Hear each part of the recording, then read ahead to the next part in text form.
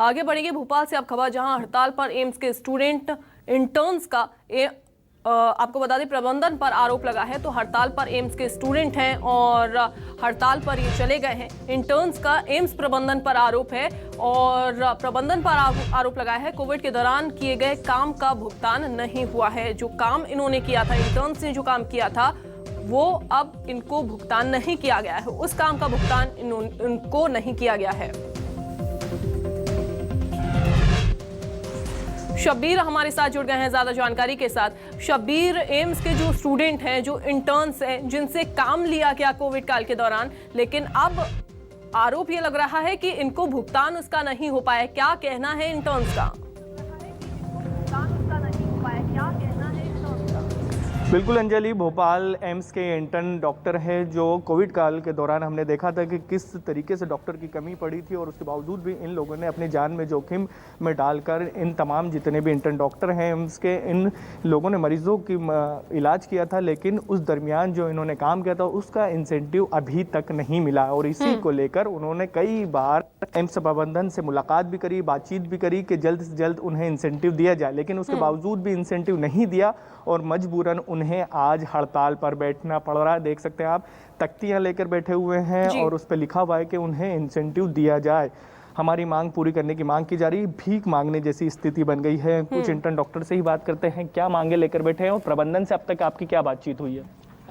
During second Covid wave हमने यहाँ पे वर्क किया था फ्रॉम 17th ऑफ अप्रैल से 10th ऑफ जून तक 54 डेज की ड्यूटी थी। तो उस टाइम पे इन्होंने प्रॉपर नोटिस निकाला था कि पर डे 8 आवर्स ड्यूटी के अकॉर्डिंग 1000 रुपीज़ डेली का मिलेगा इंसेंटिव। बट उसके बाद से क्या हुआ पता नहीं, डॉक्यूमेंट इधर से इधर किए जा रहे हैं बट हमारे इंसेंटिव का कुछ आइडिया नहीं मिल रहा। हमें प्रोग्रेस कहाँ तक पहुँची है हमें पता नहीं है। कितने स्टूडेंट हैं और अब तक क्या कहा जाता है जब आप मुलाकात करने जाते हैं तो क्या कुछ?